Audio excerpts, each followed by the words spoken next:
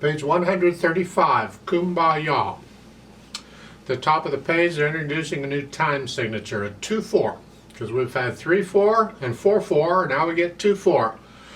Doesn't mean a lot, just means you only have to count to 2. There's only 2 beats in a measure, but the quarter note's still getting a beat because the bottom number is still 4. It won't always be 4, but it is for now. So let's look at this piece just a bit.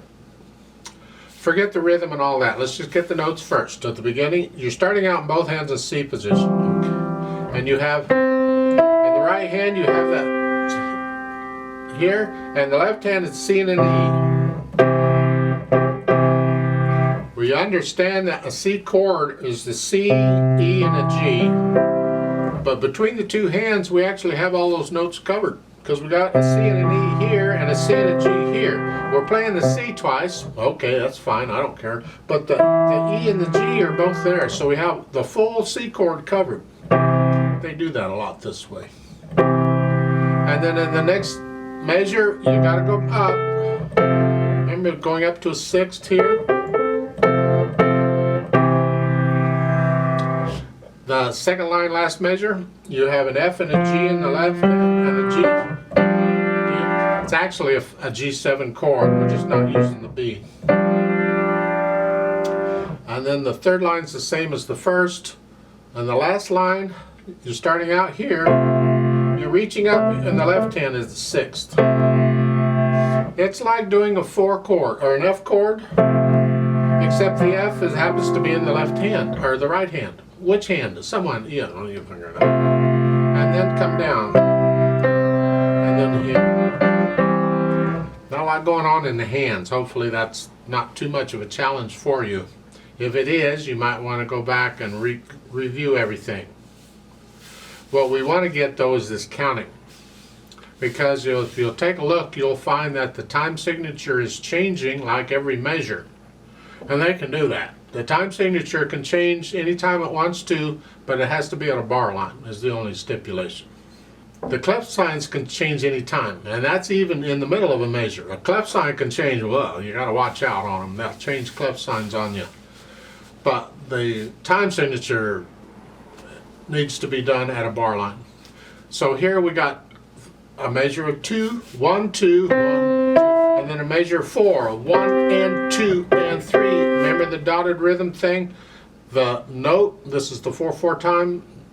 The quarter note comes on beat 1. The dot comes on beat 2. And so the 8th note comes on the and of 2. 1 and 2 and 3. That's the rhythm. And then you get another 2/4 time. And then a 4/4 time.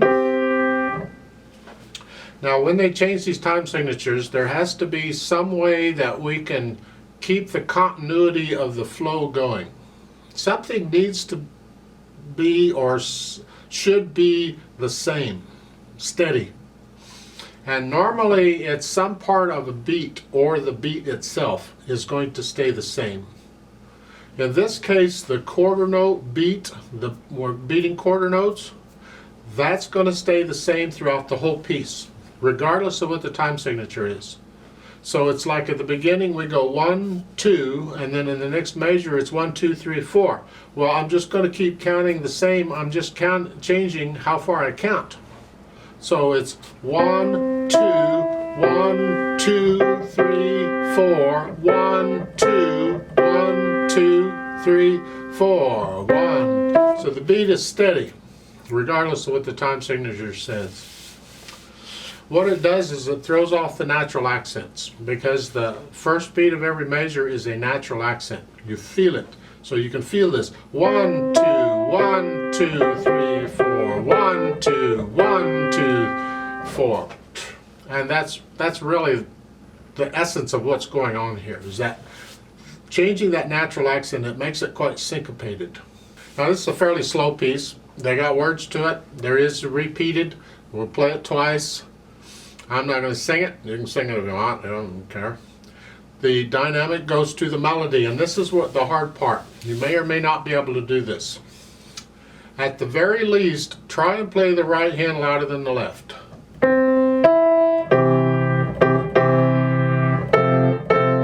Keep that left hand soft. Now, if you can do that pretty well, then I challenge you a little more. And in the right hand, play the top note louder than the bottom. That takes practice. I'm putting more weight on that top note is all. Because they both got to go down at the same time, I just want the top note to be louder. And sometimes it'll be the bottom note that's louder. But in this case, it's the top note louder. So if you can do that, then you play the bottom note in the right hand as soft as the left hand.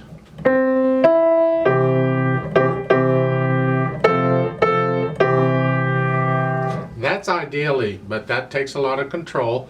You'll get the control eventually if you'll just stick with it. Don't get frustrated and quit. It'll come, but I'm challenging you, try it out. Now, if you're struggling with this and you can't play one hand louder than the other, then forget all that. You're not ready for it yet. Just try and work on one hand louder than the other.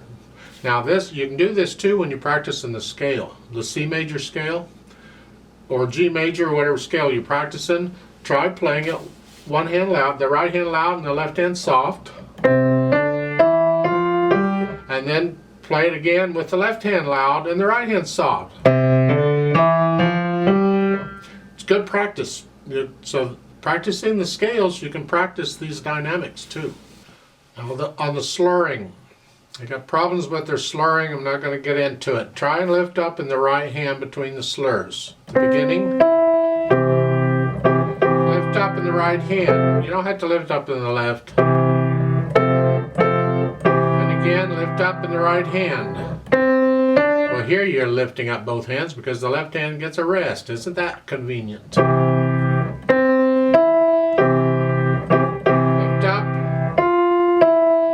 Lift up between each of these slurs if you can. I don't care for that too much because I think it makes it choppy. I would prefer it be slurred slightly different, but that's what they've done, so that's what we're doing. I'd like to play this with you. Now we are going to repeat it. I'm not going to do any dynamics. I'm just going to play the notes. I'll give us 2 counts because the first measure has 2 beats in it. So here we go. Ready, go.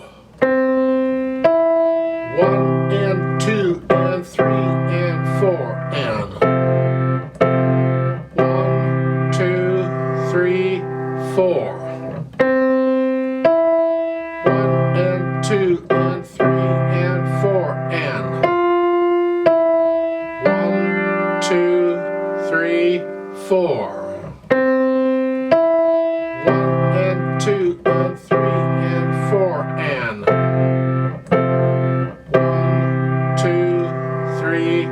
4. 1, 2, 3, 4. 1, 2, 3. Repeat. 1, 2, 3, 4. 1, 2, 3, 4.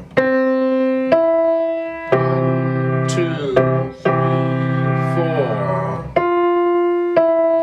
1, 2, 3, 4. 1,